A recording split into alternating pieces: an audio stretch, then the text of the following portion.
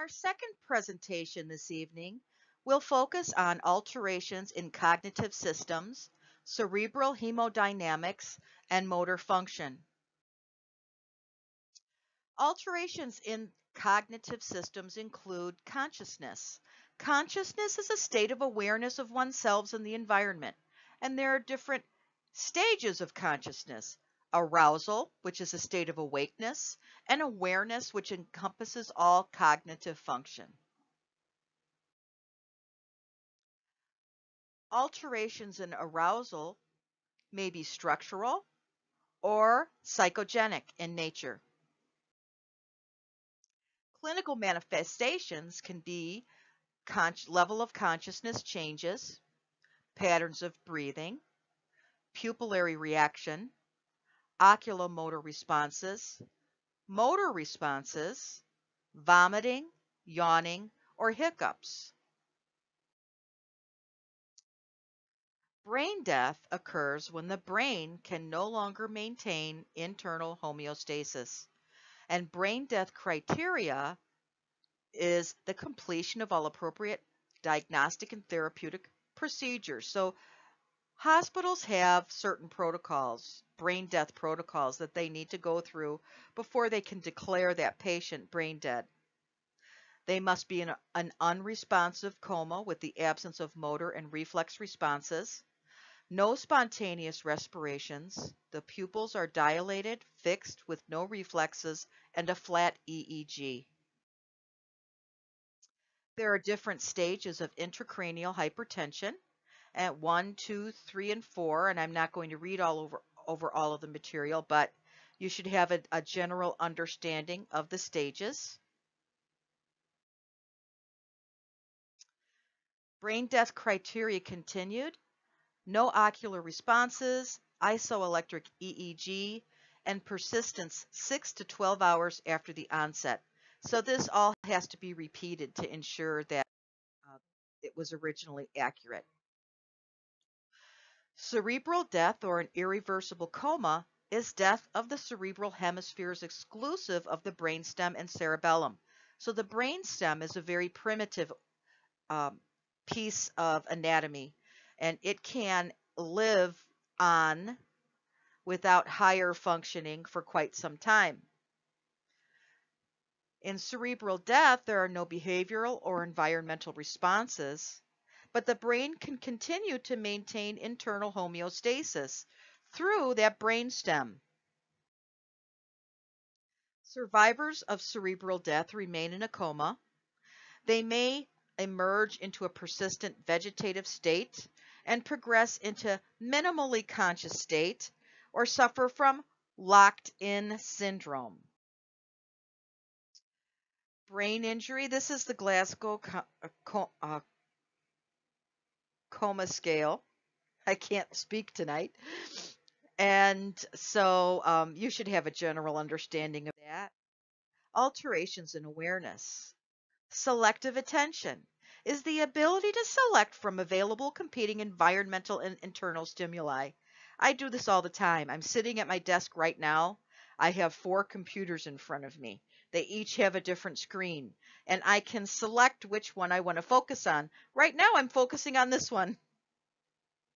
Sensory inattentiveness, selective attention deficit, acute confusional state. This occurs with addicts who are beginning to withdraw, and it can be from heroin or it can be from alcohol. Other alterations in awareness include memory, amnesia, and executive attention deficits or ADHD. Disorders of awareness. They can be caused by the direct destruction caused by ischemia or indirect destruction caused by compression or the effects of toxins, chemicals, or metabolic disorders. So think about how all of those things work. Ischemia, lack of blood supply. This can occur in a stroke. It can occur in a hypoxic event. Compression can be caused by a blood clot or a tumor. Toxins can be caused by lead or carbon monoxide or other things that can alter your level of consciousness. Data processing deficits, agnosia, dysphagia, aphasia are three. Acute confusional states. Now, these are transient disorders of awareness that result from cerebral dysfunction. Typically, you're going to see this as secondary to drug intoxication or a metabolic disorder like hypoglycemia or conditions that affect the brain. Delirium can be hyperkinetic or hypokinetic. Dementia is a progressive failure of many cerebral functions. Patients with dementia will lose orientation, memory, language, judgment, and the ability to make decisions. Mechanisms of dementia include neuron degeneration, brain tissue compression, atherosclerosis, brain trauma, and this can be genetically predisposed. So this is something that you may see a patient has a family history of dementia. Alzheimer's. Early onset Alzheimer's does have a familial tendency, and Alzheimer's of early onset typically occurs to those in their mid 40s or so. There is also the non-hereditary Alzheimer's, which we typically see as sporadic or late onset, and they don't really know what the etiology of Alzheimer's disease is, but there are some theories that there's a mutation for encoding the amyloid precursor protein or an alteration in apoprotein E.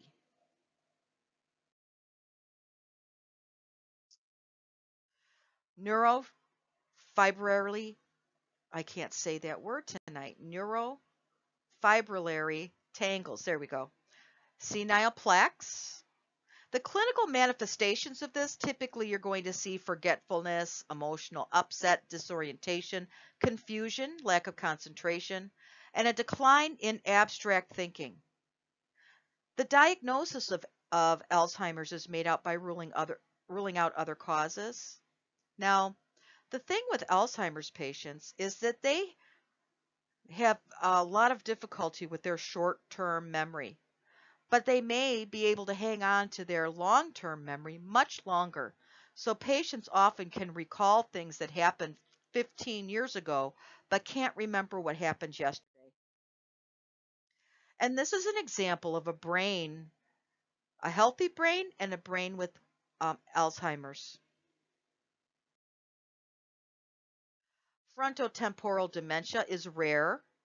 It's severe and degenerative. This actually causes death of the frontal lobe tissue and dementia. There is a familial association, and most cases involve gene mutation. Seizures are actually the manifestation of a disease. It's a symptom, it's not a diagnosis. Seizures are typically sudden, transient alteration of brain function caused by abnormal excessive discharges of cortical neurons. Epilepsy is thought to be caused by genetic mutations interacting with environmental effects.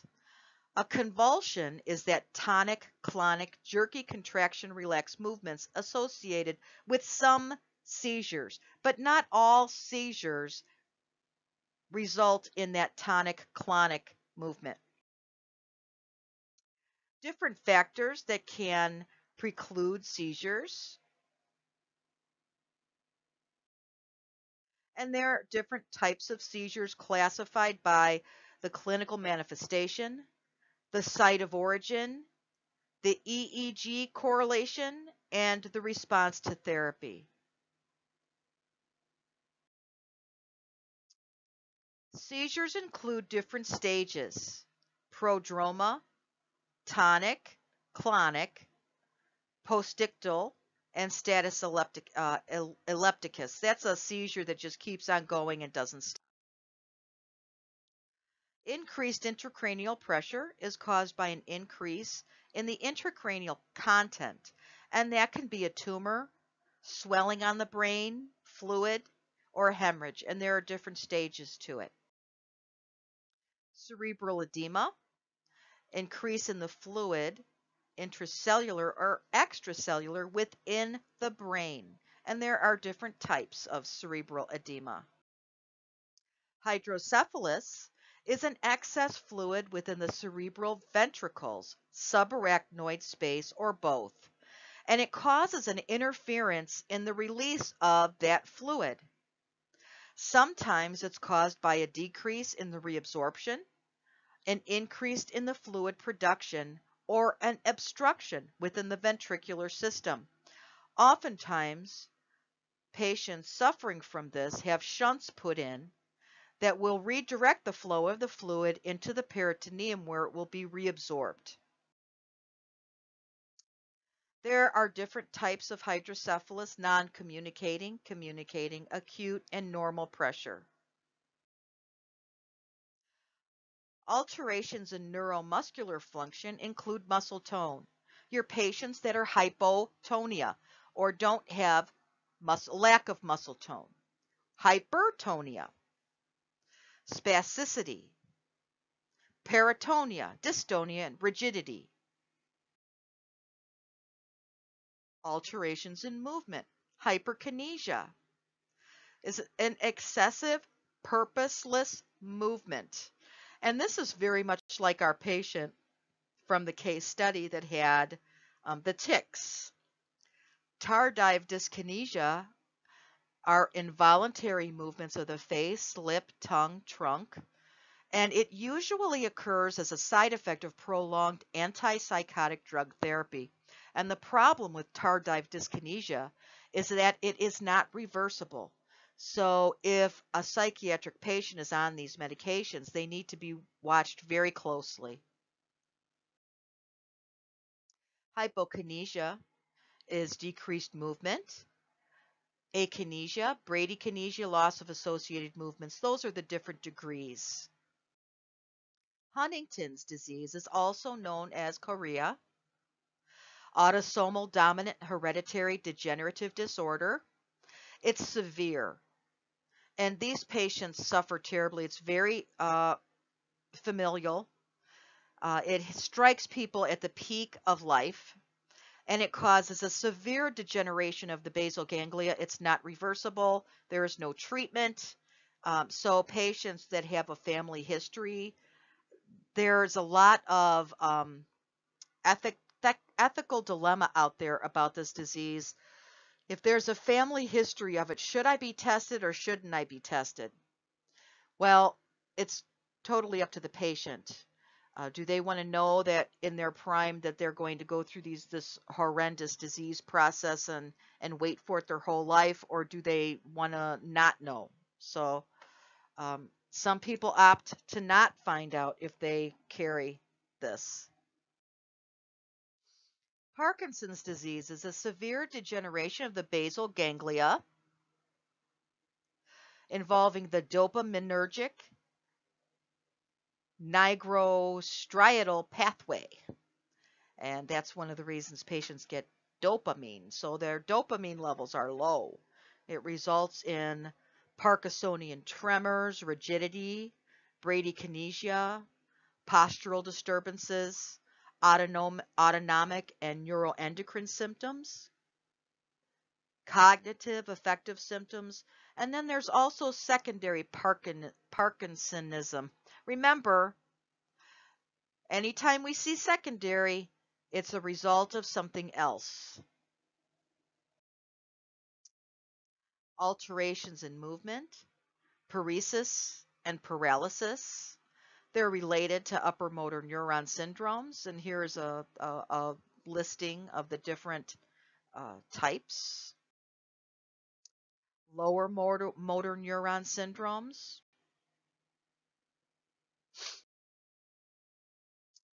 motor neuron diseases, paralytic poliomyelitis, Guillain-Barré, progressive spinal muscular atrophy, progressive bulbar palsy, and bulbar palsy.